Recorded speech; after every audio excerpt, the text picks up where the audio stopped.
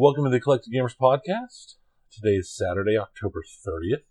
This is episode 153. I'm Tony. I'm Dennis. And we'll put this up, if everything goes according to plan, on Sunday, probably late, because I don't plan to do it till I get back from Expo. We're still at Expo.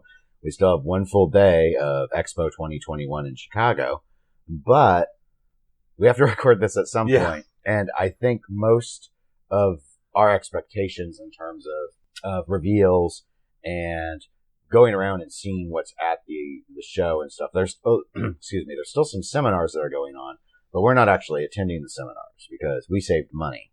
Yes, we're cheap. Yes. So, but everything just like floods out of those rooms. And really, other than Chicago Gaming, there's nothing to flood out. So. Right. There's nothing expected. So, this is going to be kind of, I think maybe the best way to approach this for the listeners is let's talk about the reveal that we know about. Let's talk about our new game experiences, and then we can just kind of talk about Expo in general, because those that don't care can just like skip. Yeah, turn off the rest of it. Yeah. They just turn it off, they can go away. Because they probably don't. A lot of them don't. They're probably all a lot of them don't really care how we feel. They don't know about our feelings. So, as we noted, Chicago Gaming, they finally have, well, again, we already knew about Cactus Canyon Remake, but it's here. Yes. Now, we have not played it yet, and we haven't played a remake. Yeah, we haven't played yet. Yeah. I mean, we've played Cactus Canyon on multiple occasions. And my understanding is this does not have enhanced code. I know it doesn't have the new Lyman Sheets Josh Sharp code that's going to come out, but what I'm not yet clear on is whether they quote-unquote finished the original code, or if it's really just vanilla. The way it sounded to the one person, we spoke with Chris Grosner, actually, and I think he noted that on Ball 2, he finished the game. So my guess is it's still vanilla. It's just the straight vanilla code. But we didn't dive in to find out if there was some Rocky Road in there or not. Right, because it's Cactus Canyon. So anyway, Cactus Canyon is going to have only 2 models, no Classic Edition. Standard, I believe, was 8,000 was the number, and then the LE limited to what? 1,200, 1,250. Okay. And that was priced more at like 9,250, I think, in that neighborhood. Something under like that. 10. Yeah. They were surprisingly closely placed together in cost. Yes, and we're recording really early in the morning right now, so we're only looking up so much because we're in a hotel room. Yeah. So anyway, most of the buzz that I saw at the event was about the topper. Yeah, pretty much. That was the only thing of... What's the only thing that's new? Right. So it's like, what else can you get excited about? Now, I have not gone up and gotten a really good look at the topper. I've looked at some close-up photos of it, though. Yeah, I saw it as they rolled it past us while we were standing there when they were rolling it into the game room after the talk, and it's a pretty good sized topper. It looks like it makes that machine pretty darn tall. Well, and I'm not huge into, like, I don't dislike toppers. I dislike how much people seem to think they go for now. But Chicago Gaming has always had a pretty good topper game. Yeah. I mean, the Attack from Mars topper was a pretty big hit and I remember when we saw it at Texas Pinball Festival, I was like, that's one worth having. Right. Just because it's so interactive with a little Martian. They're not dropping $1,000 topper that is a sheet of plastic with some lights behind it and something laser etched into it. Right. But what I think was for people where they're not sure is this a topper that they'll be able to buy and put on the standard, or is it only with the LE? I wasn't clear if it's known yet or not, but I think some people were jumping on LEs because they won the topper. Yeah. Well, and the thing is with the sheer number of LEs that are actually available, there's no reason not to. Though, is it sold out yet? I'm not clear. I know people weren't sure if they were in on an LE or could get one yet or not, but this is, I guess, I've often wondered, I think like a lot of people, go, why do all these pinball companies not do reveals at Expo? It's like, well, I can tell you now, it definitely wasn't convenient for any of these distributors at Expo. Yeah. Because they're trying to run booths and stuff, and all of a sudden they're busy dealing with emails and phone calls for this mad rush for this game. Right. When they should be working the floor. And at the same time, it's also, I think, we're learning that a more controlled environment for a release, where you don't have to worry about the hiccups and the issues that could pop up, is probably a better overall. Now, this was when we weren't in the seminar, but now our spies tell us that the approvals for this license were, I guess now 2 days ago, the day before the reveal. Yeah. They finally got permission to show the game. So I don't know what the seminar from CGC was going to be if they were not allowed to show these games. And they've wheeled them out to where people can play them now on the vendor side. But so that was interesting that it was, because again, I mean, I can only assume it was the topper, because what else is different? I don't know. I don't think anything. So it's like, if there's no code difference, if there's no, I don't know why it took so long. Now, rumor has it the actual seminar was a cluster. Like, came across super unprepared. Presenter was late by a quarter hour. Right. I mean, just sort of, unprofessional style.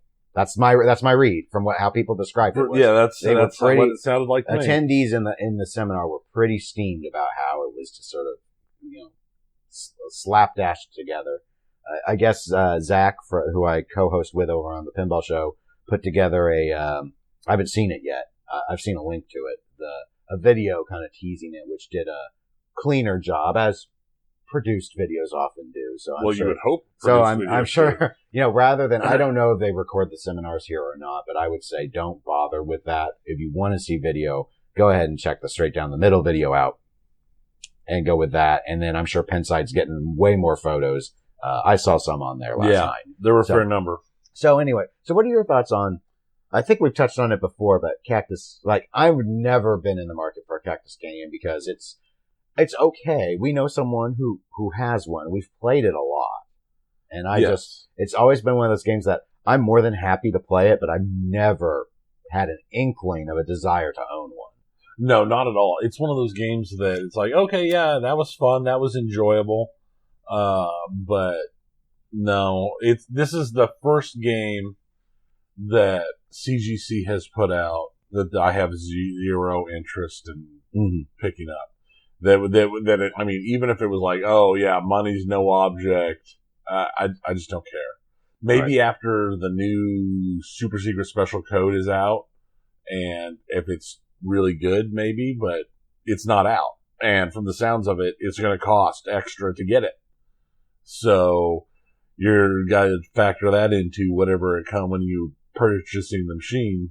That if you want the new Super Lyman code, that's going to cost you more, and we have no idea how much more. Mm-hmm. Yeah, and that's an excellent point, because that's the other thing is, well, they did say this, even if you get the LE, this additional code is extra money. They haven't said how much extra money. So this feels like how it was up until recently with the Stern Insider connected kits to convert the Spike 2 games over that didn't come with Insider connected. It's like, how much is it going to be? We don't know. I mean, now Stern sent a lot of messages through George Gomez that they were going to really try and keep that price down. And at least currently, those kit prices have been announced at $200. And a lot of people thought they'd be $300. So, yeah. So I don't know on this. I think it's a bit of a, actually I wouldn't say that. I think it's a miss at this point for CGC, not to be able to say how much the software expansion will be, because there ain't going to be shipping container issues that affect the price. So in my view, there's honestly no excuse not to have the price set at this point. You either have a skeleton outline of what Lyman and Josh are planning to do, and you know how much, if it's 50 modes and you think you need $1,000 for it, that's one thing. And if you think they're going to do an expanded set, but it's still going to be kind of 90s level deep, and we're going to ask for $250, right. What's going on? Well, and then, this might just be the whole logistical side of everything in my mind is when you're running it, when they drop it, will it be complete code? No. There's no way it's going to be complete, never have to be updated, changed code. So that means that they have to track who has paid for it, who's allowed to have it. That means you're going to have full up logins probably to get code updates from their system for that specialist code so that they know you've paid for it.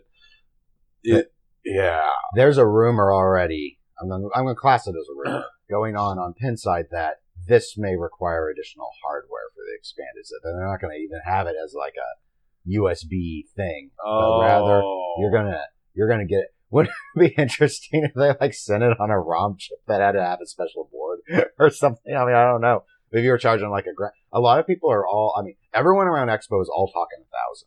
That's where the mind is at. $1,000. That's where the mind is at. That's where the mind is at.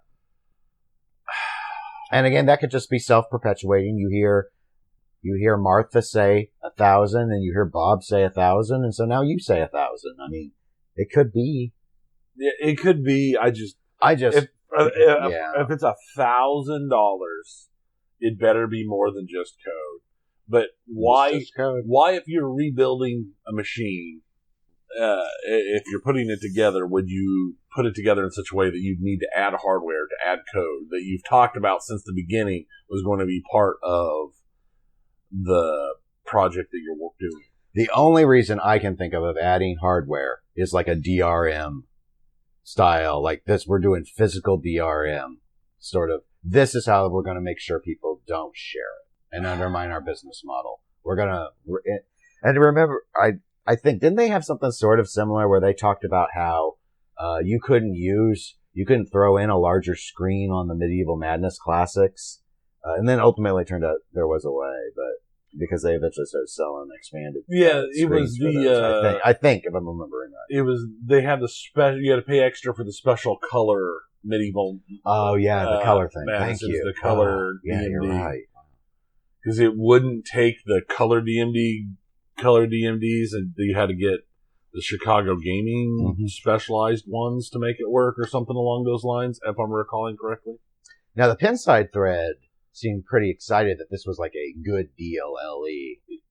I'm assuming that's because it was under 10 grand. Because I can't think of any other reason to say that. It's Pinside. I mean, it's significantly more. They're excited at a dumpster fire. It's significantly more than like what was Medieval Madness LE 8. I think it was around 8. Yeah. And that's like the standard price now. So, granted, there have been price increases, but I don't know that I would necessarily call it a good deal. Right, and that's the thing is you're looking at, it's like, it's under 10, ooh, special. It's like, it's a 90s game. It better be under 10. So anyway, that's Cactus Canyon Remake. So let's go ahead and hit on some of the games we hadn't played before that we've gotten to, thanks to Expo. Let's do one where we've played the Pro model of, and that would be Godzilla. We finally got to play the Premium Edition. And also get to look at the LE model. So, what were your thoughts of the Premium? It was so much better than the Pro, which is an unusual thing to me, because 90% of the time, when it comes to the Sterns, I think the Pros are more fun and they shoot better, while the Premiums have lots of fancy, fun doodads. But in this specific case, the Premium with that building and everything was so much more fun than a game that I already thought was a ton of fun. So I really enjoyed it. Yeah, I wouldn't rate it as a lot more fun than the Pro, but it is more fun than the Pro for me. So, and I didn't get the building or the bridge to drop, but the building mech specifically, just because the diverters and the levels, basically, because it changes the feeds. It just feels like it feels like, it's not that there are more shots, it almost feels like it though, because they're more different, there's different returns. So it feels like there's more going on, because thanks to those diverters in the building. And so that really stood out though, because it just makes it feel a lot more it's not so samey. Right. It gives it more depth. Yeah. And so, yeah, that was good. So yeah, definitely. Oh, it's too bad the price is so high. I know. But anyway, we should have a Premium coming to 403 Club eventually.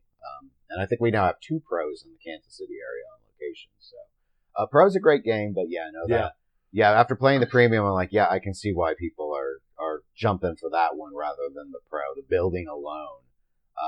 Not to mention the Mechagodzilla is cool. I like the little ramp shot into his tummy and stuff. Yeah. Better than what the Pro one does. That wouldn't be enough to make me want to buy it. The building would be though. Yes. The building would be. And the bridge, at least currently, it's not used enough as I noted, I couldn't break it down to be like, well, it's a sometimes food. It's like a cookie. It's a sometimes food. It's a cookie. It's sometimes food. But anyway, so that was fun. So, I mean, that's definitely a hit for Stern, for people that care about how good, about good games. So, now we also played, actually the very first day of Expo, Legends of Valhalla. Yes, we did. Which is the American pinball game that was actually originally done by Riot Pinball. And I think all American Pinball has done is essentially produced it at this point, like with their cabinet and stuff. But I believe everything else is straight from Riot Pinball. Now, what were your thoughts? We only put in a game on it to get a feel for it. It shot better than I was afraid of, but it didn't. You know how some games catch you just like right the first time you play it. It's like, oh yeah, this one didn't do that. There was nothing. There was nothing that really jumped out at me and grabbed me and was all, hey, this is something special. Yeah, I thought the layout's unique, and it's pretty flow based. So it shoots. I think it shoots well. Obviously, a single game. I don't have enough time on the code to be able to say whether the rules are good or not. It looks like there's a lot there to do. Mm-hmm. So I think it's pretty well thought out. A few things stood out. Now, obviously, you're probably aware there's controversy regarding the art package, and there are multi layers to the controversy. So there's controversy regarding one piece of the side art in particular, which has a dead woman on it, and a lot of people find that objectionable. And then there are others who find just the overall blood level in the art package objectionable, which we have heard on other games as well. So, not going into whether and again, I think this is the art package that Riot put together. So, because I think in my view, American Pinball has been under an art microscope ever since the issue with the monkey on Oktoberfest, right? Which I think was at least by my account, was an inappropriate image to do. It was just, I mean, yeah, monkey committing assault was a bit extreme. This is a violent theme, so I see where the artist was going with, and you can have all sorts of debates about should you convey this? How much of it was authentic? How much of it is still too stylized? Business wise, just my judgment is doing things with like lots of blood on the back glass, on the sides of the cabinet. That stuff only costs you sales. So even if like I like The Walking Dead, it's not as violent as this, but it's still sort of a gross art package. They have done better if it was less gross. So, right, this is a rule for anything. That's just that's a good general rule. I think it's one of those things you have to kind of need to pick a lane. You either need to go safe with it, or you need to lean in hard to it and go for the extreme violence. This is one of those things where if you go right in the middle of the road, it's going to hurt you more. Right, and I think it's the things for those who haven't seen it. It's weird because there's a lot of blood on the sides in particular, but it's also really cartoony. Yes. So that's probably what you're getting at in terms of like pick a lane. Are you trying to make this look like real Vikings, or is this like Nickelodeon Vikings? But then you threw a bunch of blood everywhere. Threw a bunch of Venture Brother blood splatter everywhere. It's like, okay. I mean, I think I get it, but like and maybe from American Pinball, this is like a niche run.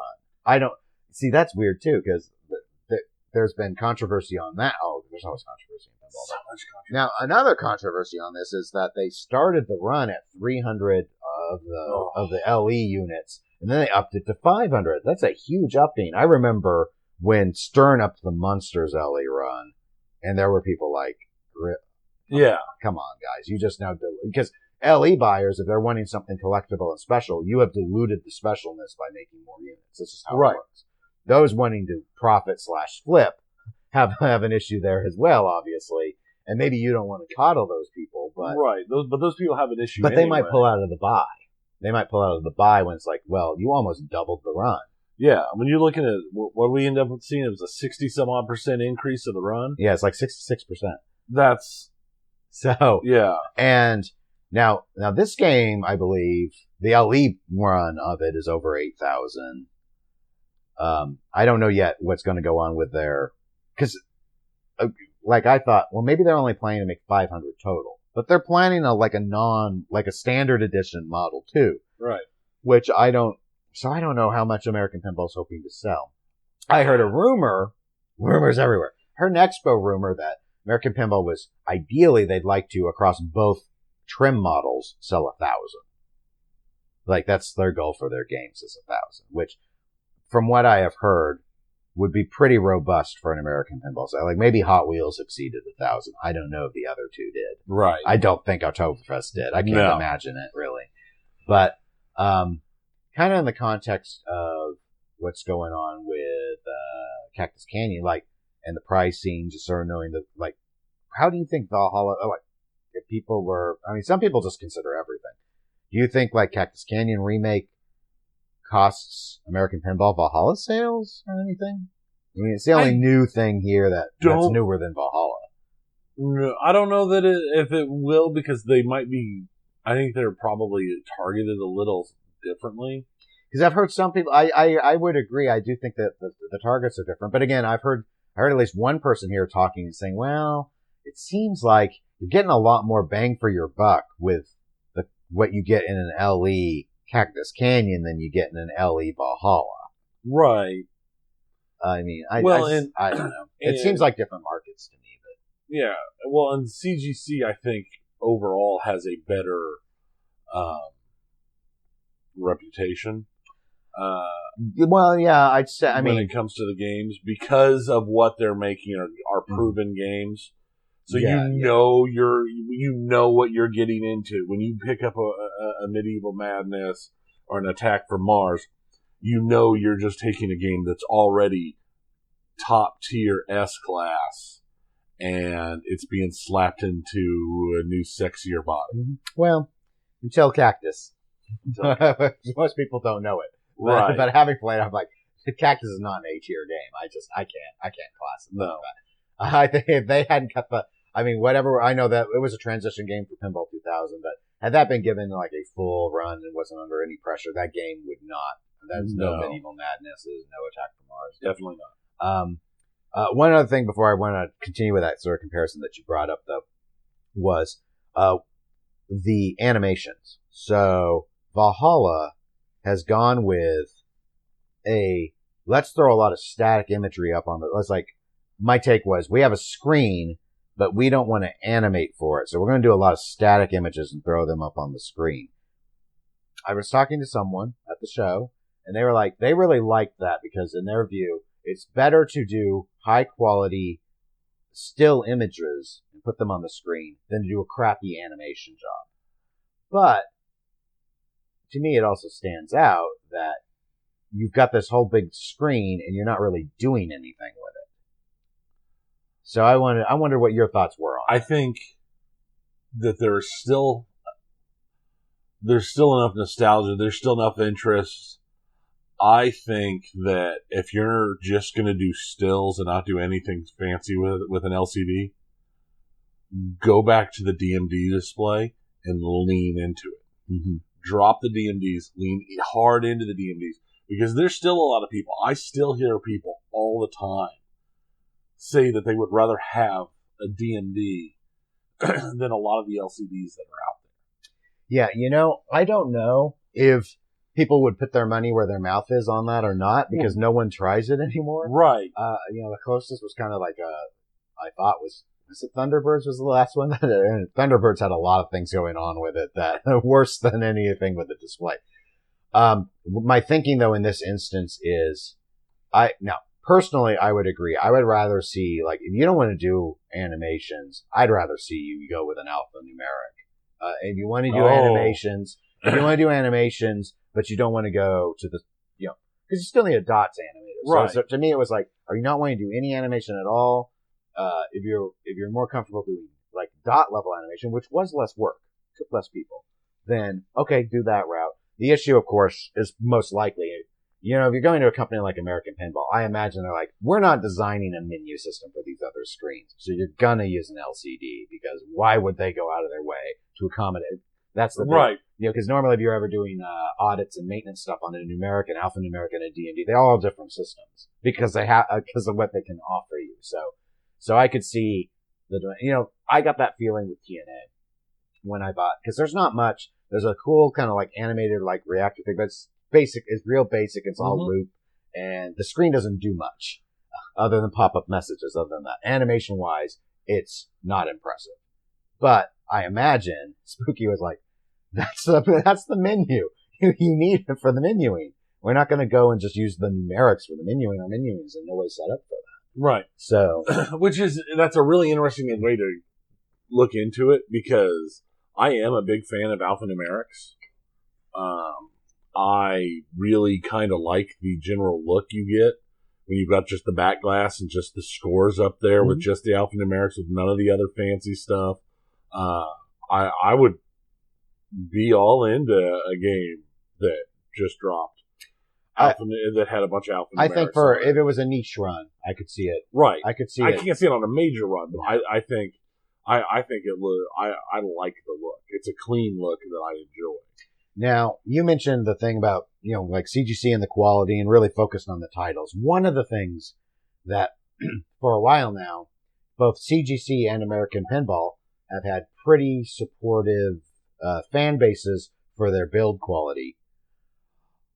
These Valhallas are going down like left and right at the show. Oh my gosh. It feels like an Invasion of the Body Snatchers, because I'll walk away, I'll come back a few hours later, and it looks like a Valhalla body has become a Hot Wheels body. Yeah. And it's like, they started with like 8 or something. I don't know. I don't remember how many. It wasn't much of a line. I think, they had at least 5. They had 5 or 6, I think. And we got on it pretty quick.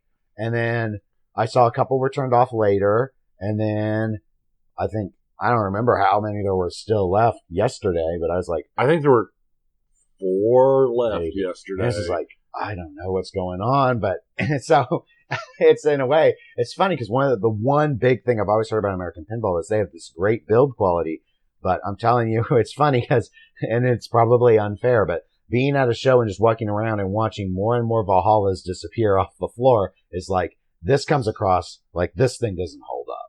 Right, and now it could be because these are early production. Oh, there could be a lot of legit reasons, but it doesn't give me confidence. Correct. And just on the game we played, on my ball 3, it tried and failed to launch the ball into the shooter lane 42 times before it successfully put the ball in the shooter lane.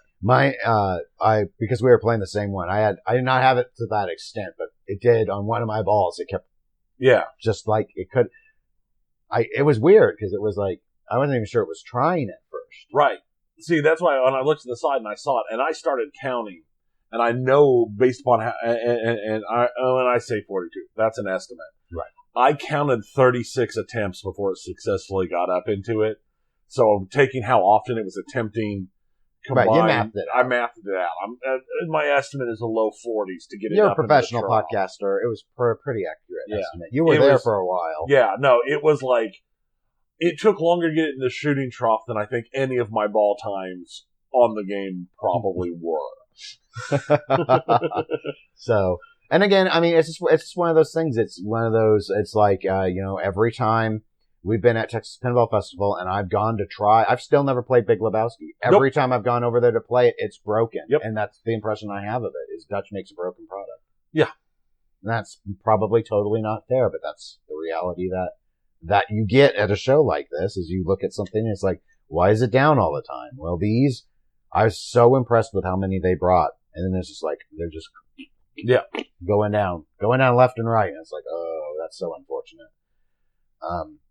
But yeah, again, it's early. I'm hoping whatever it is they can suss out, or maybe some of it's just show specific stuff. I mean, I know you're throwing a lot of people on them, but again, if someone wanted to route it in an arcade, in an ideal world, they're going to throw a lot of people on it. It needs to be able to hold up all day. Yeah. Ideally without someone, mother henning and hovering over it, sort of thing. So there was that. We did go over to the P3. We have not played Heist yet. We tried to yesterday, but then I saw Steve Bowden was there and it just started a game of Heist. And I'm like, Yep. I ain't standing in line waiting for him to finish Heist because this could be a while. But we did get to play Sorcerer's Apprentice. Yes, we did.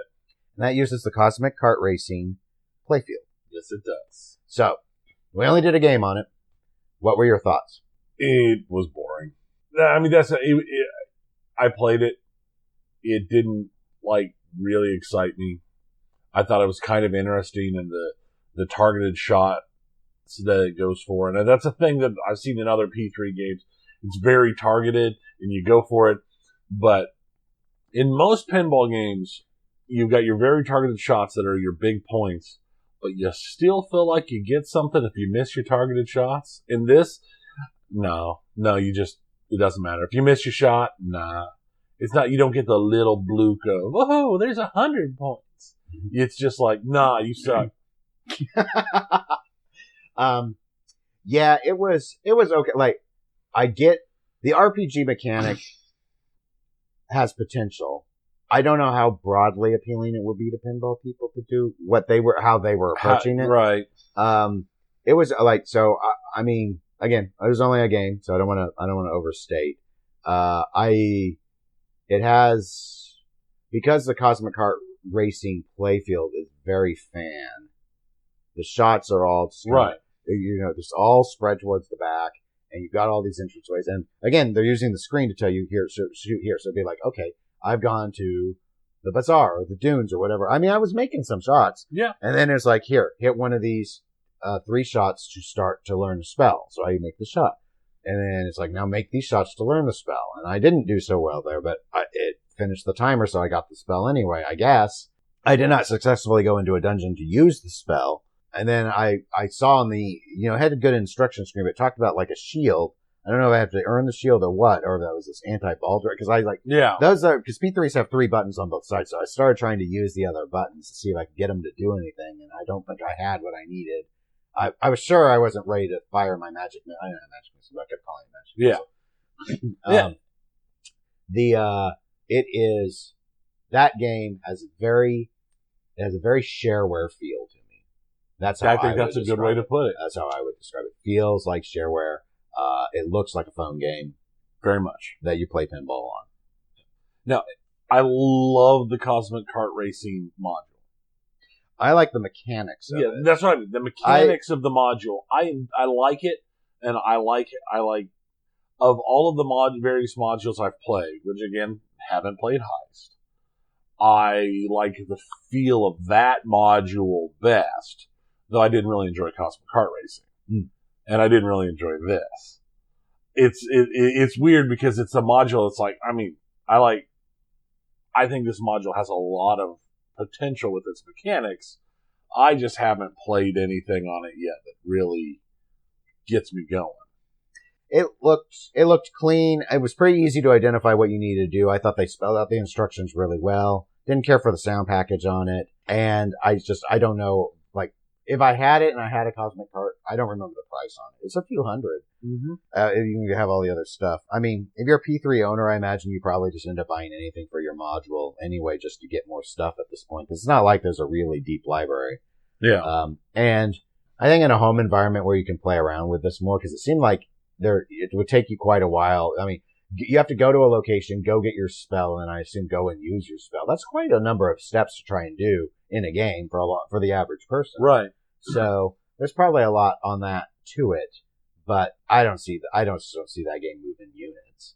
No, I don't think anybody would buy a P3 to play Sorcerer's Apprentice. No, I get where they're going with it, but it's just, I mean, broadly speaking, one of the things I really noticed with it is, especially when you're trying to go to the dunes or whatever, it just feels really barren. Because you just have this open screen where you just got, there's no art. Right. Targeted things pop up. Yeah, no, it wasn't, it was okay, but I would never be in the market for something like that, I don't think. Unless the price was really low and with me already having all the other stuff for it. Right. And yeah. And it's just one of those things. It's kind of... This is one of the things for me. I've just really struggled to have the particular games that P3 does click with me. A lot of them are okay. I haven't hated any of them, but I don't love any of them either. So, right. And it's to the point. It's like, well, you can have Godzilla, or you can have P3. I'm still going to take Godzilla. I did like how they integrated the light show on Sorcerer's Apprentice, though. I thought they did a really good job with the light. Good. The light was the standout to me. Yeah. I'm still not a huge fan of the triple button placement. My fingers touch it weird. Oh yeah, I actually on my first ball, I didn't even remember there were 3 buttons. I kind of didn't read the instructions, and I didn't look, and I just happened to have my hands play. Like for me, the flipper buttons are in the natural position, right? So I don't notice that. But when I started having to think about, I need to do other stuff. But that's I have that issue with like any game that have no more than the 2 flipper buttons. Yeah. So that's a me thing on all sorts of stuff. So. Yeah, because I've had that issue with multiple games too. It's like, oh yeah, there's a 3rd button. I just don't ever remember it. Mm-hmm. We've had a couple weird games because we played that Mach 2.02 that had the weird flippers with the deep indents that your fingers. Yeah, I don't even remember who made that. You did well at that though. Matic or something like that. It was weird, but the buttons felt weird because they had like really deep indentations. Yeah. So let's talk about the games. That's a good transition. So let's talk about just kind of the Expo, what's going on at Expo in general, because we've covered all the new stuff that was new to us, other than ideally, hopefully we'll get time on Heist today, and my plan will be we can just talk about it on our next episode. Since we might, if we need to, we may record a supplement to this one if necessary, but I don't think there are any more reveals to happen. I mean, I think if there's like something huge. Tony and I are on vacation. We're only going to go to so much effort here. So, now this is a show that's organized by Rob Burke. There are a lot of really weird and unusual games that are on the show floor. You mentioned that mock game. He's got some of there are people. Mark 2.02 Spinball 1994. Okay. We saw like some conversion kit games. Just a lot of really rare stuff. A lot of broken games. Yeah. That's something that happens at every show. There's always broken games. There's always broken games. But we'll do a TPF comparison, but I'll hold on that first. Were there any other games that kind of sort of stood out to you? See that game, the Joust. Oh, the EM Joust. The EM Joust, not the Valley Joust. Yeah. That game stood out to me. That's because it looks a little bit like something you own. That's true. And only the loosest sense of very loose. Shoot this number. They like go around the playfield and shoot these shots, but it ain't the same playfield. Nowhere near at all. That was interesting. There's been several things. I liked that Starfire, the William Starfire. Oh game. Yes, that game was fun. I like that. I mean, they've all been off, but except for the one. But those kind of transition games that have the 1960 moving from the wood rail, where they got the big weird fronts, where like the whole 12 packs of cigarettes. And everything. Those I like the look. They've got like this like 50s boating feel, and they've got like the legs are the big old huge 50s and 60s chair legs or table legs. Yeah, I'm sure there's a term for it. I just don't remember. I don't know what it is. I like the look. To me it's a super retro look. Yeah. So and I kind of like it. It feels like it would go really good, in the room where you've got your Cadillac trunk couch. Oh. And all your maybe one of those chairs that's an egg. Yeah, it feels like it's your egg chair. They feel like they'd go real well in there. I think that I just like the aesthetic on it. So let's do. We've been to Texas a number of times. We're planning to go here. We're planning to go here again in what was supposed to be our 2020 trip in 2022. In terms of like show to show. This show feels so much less to me. It does. It feels like there are less vendors. It feels like there are, it doesn't feel like there are way less games. And it seems like the percentage of broken down games is way higher. Right. I mean, and it's important to stress that it's the percentage, because you couldn't be looking at the same number of broken down games. There's Sure. just so many less. But at Texas, I see techs all over the place going around, and I saw people working on games at Expo. But the way it looked in the free play area, I can't comment on the tournament area, but in the free play area, it feels like, and I'm making these numbers up, it feels like Rob Burke has supplied 80% of the games. Yes. And 20% of his supplied games are not on, or they're not working right. Right.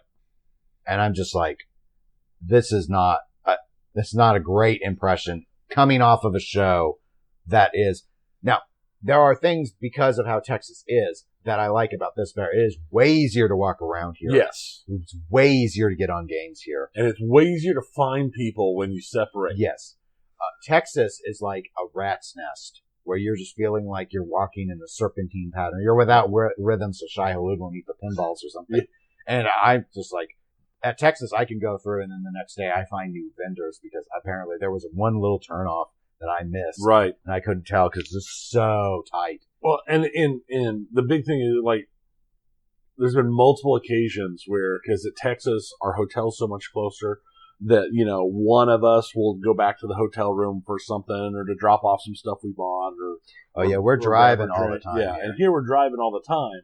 But also at Texas, you'll walk back to your hotel room, do whatever. You'll walk back, and it'll take 45 minutes or an hour to try and find the rest of the group without sending messages and arranging a meetup. Where here, you walk back in, and it takes 5 minutes. F that. It's like, there they are. Yeah. Yeah, and this has plenty of places to sit, which has been nice. Yes.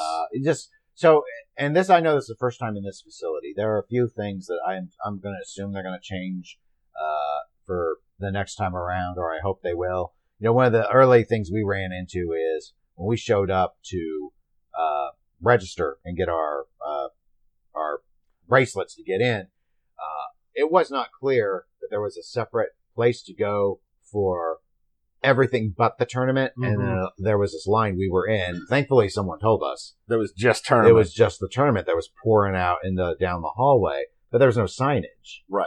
I saw someone put up a sign later. It wasn't. I think that just sort of said it was the tournament area, but again, it was handwritten. You couldn't read it from any distance. Right. And the line was gone by then, so it wasn't a big deal. Kind of like I think that might be a lesson learned for them later on. Now, I have been hearing there have been some issues with the tournament, but I've always heard Expo's tournament isn't particularly great. Yeah.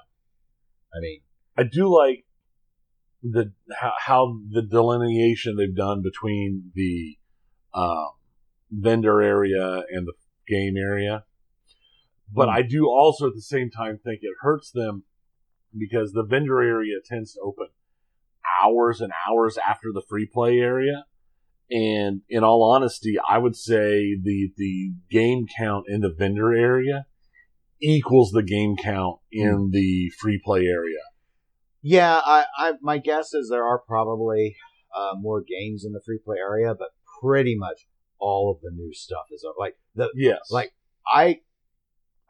I think there are less than 6 LCD screened games in the free play area. There's a Woz. Yeah, no, there's one section and then where somebody has all of the JJPs, basically. Yeah. And there's a thing over by the restroom area that I think has maybe 1 or 2 LCD screen games. Yeah, I think there's the one vendor area. Yeah, is got what we're used to, I call them the flower design layouts, like how Marco likes to do with all the new Sterns. You got the JJP section's got the JJP stuff. American Pinball's got a really strong showing of games. Valhalla's and Hot Wheels and Houdini's, and I'm guessing Oktoberfest. I don't know. I didn't see an Oktoberfest, but I saw the other ones. They've got a lot of games there. It's so. And not only does the vendor section tend to open hours later, it also closes hours earlier. Yes. So So, like, the first day, I got thrown out of the vendor area because I was there by once the time hit. Right. So they were going around telling me, you need to go over to the free play side. It's like, okay.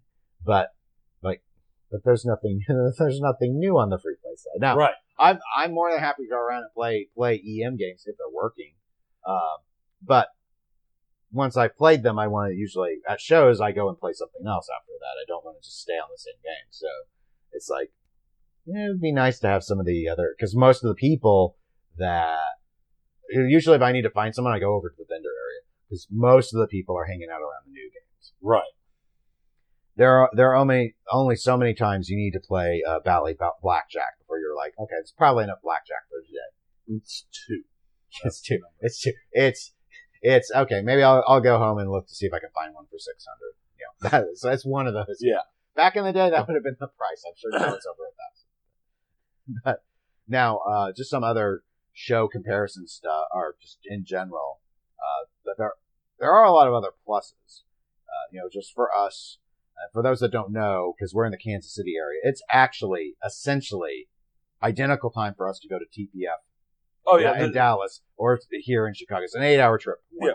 Yeah, the drive time, the difference in drive time is literally like minutes. However, it has been so much easier driving in this Chicago traffic than it is in Dallas. Yeah. I was shocked. I thought it would be worse. And I know we're not in downtown Chicago, but we weren't in downtown Dallas either. We're in Frisco. It's another suburb, just like we're in Schwamberg or whatever. Yeah, and we hit Chicago we hit up here just at the starting, like, opening seconds of rush hour, because we got up here right around 4, but traffic wasn't nearly as want to smash your head to the steering wheel as Dallas ever is. And in Dallas, other than coming and going, and most of the time, because the hotels are also close together, we walk, and they have food trucks. Mm-hmm.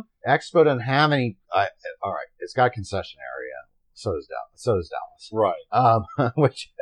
But it's like stuff's not far. It's not really walkable. Especially not because right this second, looking out the window, this is the first day it hasn't been overcast and raining all day. Yeah. So I mean, there's stuff within a mile or so, but it's on the other side of the highway. I'm sure there's probably crosswalks and stuff, but it's just like, we're driving to everything here, but it's not that bad. Like, right. There are parking lots and stuff, and in the Dallas area, I'm just like, that's not the show's fault. It's just like, Dallas didn't lay out their road system as well. I guess this might take away. So it's been more enjoyable, actually not both traversing in the car and actually traversing around there is plenty of space I don't feel Texas. I have to step out because I feel almost claustrophobic after a while. The sound in particular, kind of overwhelms me. And I have never been like, I need to step out of here. Like I would if I need to take a phone call, but it's not like I need to step out of here because my ears hurt. It's not been like that because they've got enough space in this facility to that. It's not like, this is not like how Texas is a cacophony of chaotic sound. And so that's been better.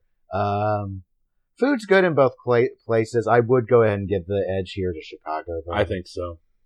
It just feels like more diverse fare. Maybe some of that's just the choices we're making, and versus the same old food trucks that you see. Right. And outside of when the show's not running, we do hit other places in Texas, but we have kind of settled into we have a routine that we hit in Texas, and we might end up with the same thing if we came back here multiple times. Yeah. Now, I mean, this is, and I get it because it's Expo, and we're in the heartland of the capital of pinball. There are a lot of, obviously, the people who work for most of these companies are here. Mm-hmm. So, if you were interested in meeting the programmers, the rules designers, the playfield designers, the engineers, like, you get way more of that here than you do in Texas. In Texas, like the hardcore, dedicated, like the Steve Ritchies come out there. But right. you might not get the lead engineer from every single company if you can identify them and pick their brand. So there have been a few that I've run into, like there's the guy who has helped fix a game who does the prototyping for JJP. he had some interesting stories about the past games that have already come out that he worked on and stuff. So that's been Yeah. When you have that happen, and then of course we know a lot of people around here from doing the podcast or the other shows we've done, and a lot of Kansas City folks came up, for example, to play in the tournament and do a show. I think a lot of people have just got kind of that cabin fever, like we just need to and see that's kind of do that something. And that was our thing. And like you and I had talked at one point, it's even if they canceled Expo, we were still coming. Just it's just become a Chicago. It's vacation. just become a thing. It's just like I just need to decompress. Yeah. But overall, it's been pretty good. I like our hotel at the Drury a lot better than this one. I do. I agree. There's enough space in here.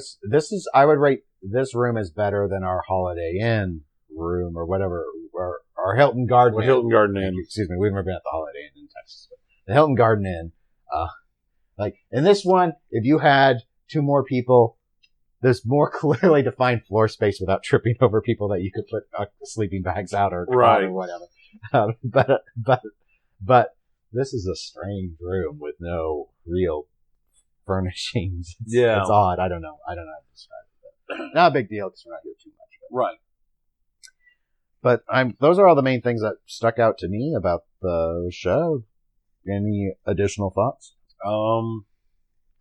I very much like actually the large collection of classic arcades that are here, in addition to the pinball machines. I know that even at TPF, there's always arcades, but there's a lot more here, and the diversity of the ones that are here includes a lot of games that I've never even heard of before. So it was interesting just to have that little change up and just kind of going around and trying different things. I like that. I like and like I said earlier, I kind of like the layout, the way the layout works. I like having the vendors all pushed together. On the other hand, it is kind of nice at TPF when you're wandering, like you said, and you'll be like, oh, here's a bunch of games, and here's like one or two vendors, and then here's a bunch of games, and then here's another vendor. But at the same time, the fact that there's just a vendor area where it's like, I want to go look at stuff. Texas's thing is a bit of an anomaly. I think most events, most shows that I am familiar with, the vendors have their own space, a vendor hall. And overall, I would say I do prefer the Expo approach for that, in the sense that if you want to go looking for product, if you want to go buying stuff, it's nice to know it's all here. Right. I get where, and maybe I'm wrong on this, I get I'm assuming what Texas is trying to do is say, hey, people are going to be going around, you're going to get so much more foot traffic and exposure because we're surrounding you with all these games. And in the vendor area here, it's like, you better have brought your own games and stuck them in your booth, or else people are not going to have a reason to come and hang out around the booth. Yeah. But at the same time, and now again, in 2022, this might not be an issue, but I remember thinking in 19 and even in 18 when we were at TPF, that it almost feels like TPF has outgrown its space. Yeah, no. TPF, I can't praise TPF's layout because, like, in an ideal world, you'd be able to map that stuff in. And yeah, it's like, it's too confusing. It's confusing because here everything is like a grid. Like, okay, they could put way more games in this facility than they have. And ideally, and maybe that's the ultimate plan, they need to figure out a better way to incentivize people to bring games up here. But that's not my problem to solve. If they keep the layout, though, with the big rows and things are just really structured and logical, that's good. In Texas, and I don't know if it's because of the vendors or because there's so much demand or what, it's not like, here's a row of pins and then you go 2 feet and then there's another row of pins. It's not like that. It's serpentine. It's looping. It has dead ends. It's weird. Yeah. It's weirdly laid out. And one of the big problems is because they're squeezing as much at TPF in as they can in a space that is far too small, that there's not nearly as much room between the rows of games for foot traffic to pass while people are playing, waiting to play. Or, I mean, if you've got a group of 4 on a machine and a group of 4 on a machine behind them, there's only enough space for like a single file line to pass between them at TPF. Yeah, there. And they're maximizing the space as best they can. Right. They just need a bigger space. Yeah, and I don't know what I would assume there is something there in the Dallas area, but it's a price thing, which I imagine so. Also, who knows how many years worth of an agreement perhaps they have entered into? I don't know. They do organizationally. Where I am at and where I used to work, we always entered into multi-year conference arrangements, in part so that you could be sure you had the dates, right? So that you needed. So yeah, I don't know if they're like that or not with it. So anyway, and again, maybe Expo had that problem before because we never went when they were at the old space. This is the first time at this space. This space is pretty good. I like this space. And this space has a lot of room for growth. You can tell. Yeah. They're using just a small portion of this space. Right. But in the war of shows, like it depends on what you want. But I guess my statement would be, unfortunately for Expo, unless you are just, as a pinball enthusiast listening to this podcast, unless you are just like, your big desire is to go out there and meet as many people who work for the pinball industry, Texas is a better choice. Yes. Unless that's that. If that's what you want, then Expo is where you need to go. But if you're like wanting to play the most games, easily Texas. Vendor selection, easily Texas. Like, I was shocked at how few mod companies are here. Yeah. And and Expo has this huge, like, continuous run of seminars. You got to pay a ton extra for the seminars, separate from everything else. And most of them are very niche and targeted, which is great if you are in that niche and targeted thing. But I didn't want to spend an extra, what was it, 60? Like $60. Yeah, not to totally cheapskate it, but that was my same logic. It's like, I don't want to pay $60 just for the CGC reveal. Yeah. Because I don't know, it's been a while since I looked at it, but did it seem like half of the presentations were all just tips on like restoration? Yeah, it was all restoration or home. How many people restore? Yeah. I don't know very many people who do. I mean, maybe that's not. So yeah, if you're into restoration, Expo's the show for you. And sign up for the seminars and learn all about all the different ways to there. We'll plug it like that. Because I'm just like, I looked at the list, I'm like, this is not, it's, coming at it from a work perspective again. So, and most of the listeners know currently I do work in public health. When I was planning our 2021 conference, one of the things is when I'm picking out the schedule of presentations is I try to avoid them being samey. Like, I don't want 2 presentations on the Women, Infants, and Children program. One's enough. We don't need 2 presentations on how to apply for grants. 1 is enough.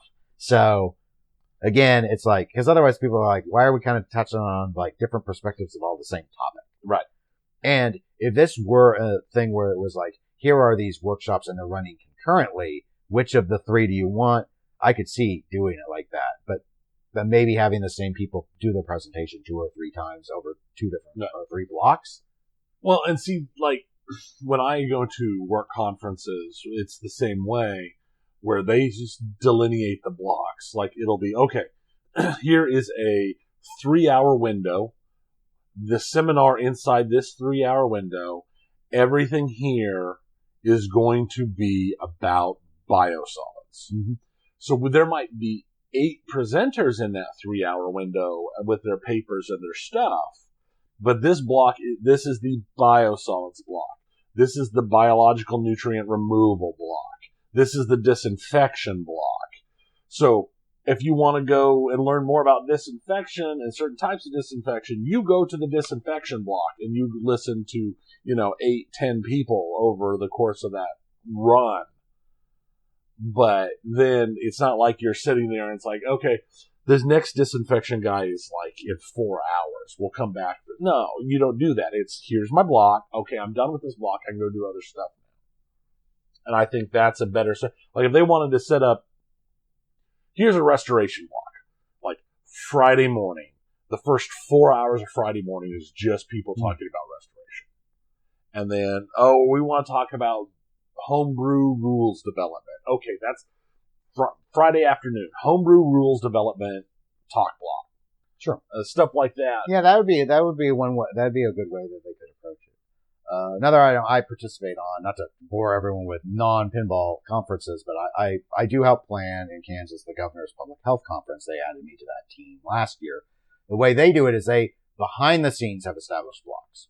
So the way they do it actually is it's more like tracks. Yeah. So it's like, okay, we're always going to have something that targets leadership in local health. We're going to have something that always targets maternal child health. We're going to always have something that targets substance abuse or mental health issues. And then every single hour or whenever you run your workshops, there's always one in each of those topics. Now, you're not locked into a particular track, but then when we make sure that if someone's always like, I only want to learn about maternal child health stuff, there's actually always a workshop, ideally tailored to the person that wants to learn about that. Yeah. And that's how they do it.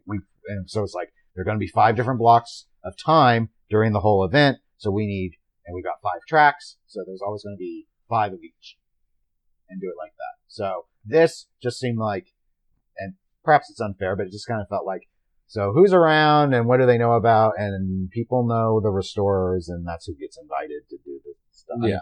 And I'm not saying again, we weren't in the things. I'm not saying that the presentations are bad or anything, but it did seem really samey when I read through the list. I was like, this is all really very, like, I don't think most people coming to Expo are into this, but maybe I'm wrong. Yeah. I mean, like, I've worked on games for a long time. I'm not interested in restoration. I would pay someone to do it. I would not. Like, my idea of restoration is putting in a new board. Right. And that's about as far as I peeked into some of the, like, through the open doorway, and some of them were there were a lot of people in some of them. I don't know which ones they were, because I didn't pay that much attention. But if you paid $60, would you feel compelled to go and be like, oh, I need to sit. Right. I can't walk on this concrete this long. I need to go to sit. I'll listen to someone. I'll learn something. Because, I mean, if I had bought a seminar ticket, I probably have sat in on some of them. Yeah. Because, okay, let's see. Just going off today, Saturday, it's currently 9:30. At 9 a.m., the thing was collecting advertising memorabilia. That could be interesting if that was the type of thing you were really into. And then it's followed up by a homebrew Black Knight pinball machine built completely from scratch, followed by custom pinball cabinets, followed by shipping pinball, followed by Q&A about banning. So, I mean, there's stuff in there. It's just some of the stuff, none of it's anything that jumps out at me. Intro to reading EM schematics, that was yesterday. Just, it's one of those things. Yeah, it's a fair point, but it just, some of the stuff seemed very, well, I mean, even the ones you said, so much of it was on working on. So there's a lot of working on stuff, which it's pinball stuff breaks. I get that. Mm-hmm. I don't know how many. Yeah, I mean, maybe there's demand. Maybe we're wrong on that. Maybe to be fair, it seems like they do way more presentations here than they do at TPF. Yeah, it feels that way. But at TPF, we don't have to pay extra to go sit in on one.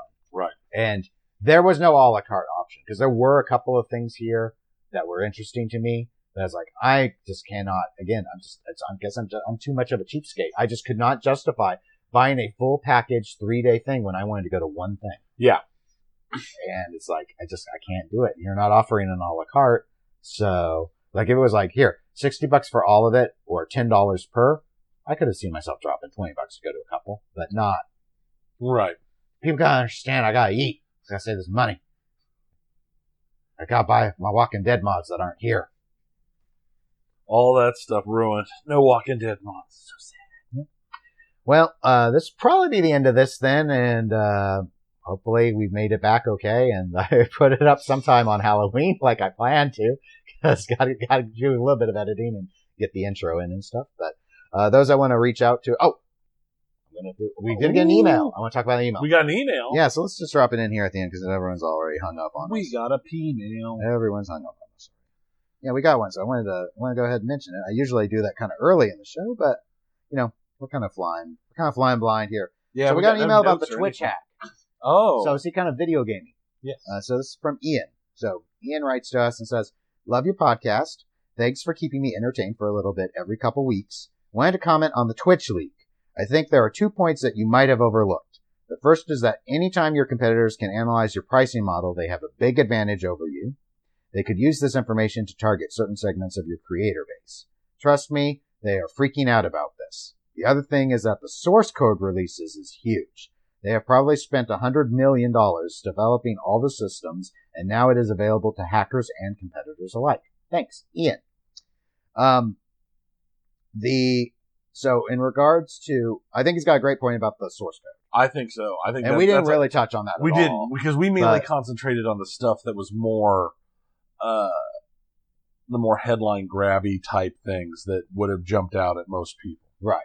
The pricing model one, I'm not as sure about. And the reason is because all of these partners and affiliates have, and maybe I'm misinterpreting what he meant by pricing model, but because they had agreements, I mean, we already knew like what share of bits, we know the percentage, how we know how much Steam takes as a percentage of all the sales. Like we already know that in terms of pricing. So, we already knew how much the Twitch deal was in terms of, because there have been plenty of people who are maybe not the biggest ones, but will go on and say, oh yeah, well, I get half of all the bits that are donated. Right. I get half of all the sub money that goes in is how the model works. So, because that part's pretty transparent anyway, because the clients, the partners and affiliates, the contractors, there's so many of them. That information has been out for a long, not to mention most of that stuff has been published publicly. Whereas our focus was on, we didn't know the specific dollar amounts that were going to particular individuals. And I'm not sure knowing that changes the landscape much for Twitch, other than if people are really uncomfortable having that known, maybe they're like, I'm going to use, I don't know. It's a big deal to change. I think it is, but at the same time, I think it hurts them, because it will make it easier for YouTube gaming, Facebook gaming, all these other people to make offers to snipe out higher place. That's a good point, and maybe that's where he was going at. Because a lot of the really high end ones do have special arrangements. Yeah. But now that you see the dollar amounts, maybe they could go in and say, because Microsoft used to do that when they had Mixer.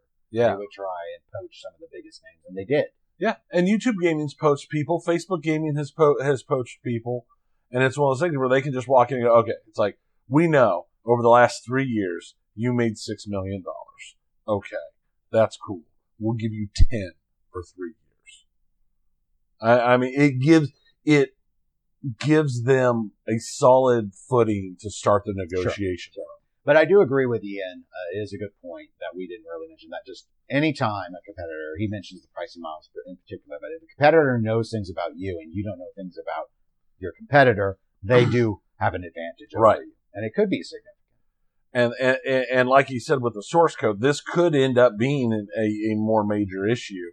Like if you start seeing things appearing, competitors adding things that are very popular with Twitch. Yeah, and that's always going to be a concern. I guess, did they learn it from that, or is it just parallel creation? I guess Twitch could. I mean, in theory, Twitch could litigate and say, you're using stolen source code, but they'd have to prove it. Right, and it's going to cost them money to do so. So, yeah, I mean, it's more trouble than not having to worry about it at all because your source code wasn't out there. So, yeah, that one definitely could blossom into a big pain in the butt for them. Yeah. At least even if they could stop them all, just legally, and the costs associated and the time spent smacking down people that are cloning your stuff because it's so readily available now. Right. Even though it's still technically protected IP. Because it didn't become open source just because it got released. So anyway, interesting email. So thanks, Ian. And now I will close this out. So you can email us at eclecticgamerspodcast@gmail.com or go to facebook.com/eclecticgamerspodcast. We're available on Twitch, Twitter, and Instagram as eclectic_gamers. And we should be back in a couple weeks. Couple beats. No, beaks. Oh. Beak. Bird beak. Anyway, regardless if we drop the beat or smack the beak, you punch that bird in the mouth. Right in the mouth. That was a bird being punched to the side. Don't hit birds. It's not nice. We should be back in Kansas. Will there be yet another reveal? Hopefully not. We gotta be done for the year. Actually, no. Rumor No, mill we're is- not. I bet nope. you there's one more. Rumor mill is Rush. Rush is announced in December. Oh yeah, I forgot to do Rumor Corner. That's your new Rumor Corner. Today's Rumor Corner is Rush is coming out in December. Borg design. I haven't heard who's on code. Who do you think? Could be Lonnie. I haven't seen Lonnie in a while. I am not on code. I don't do rules. I just judge your rules. That's what we do. That's what podcasts do. We just judge you. I just slam my face in the keyboard and let's see what the code is. We don't judge you. We judge your product. We try and keep that distinct. It's coming out with the Da Vinci Code. But that'll be it for now. So I'll just say goodbye, everybody. See ya.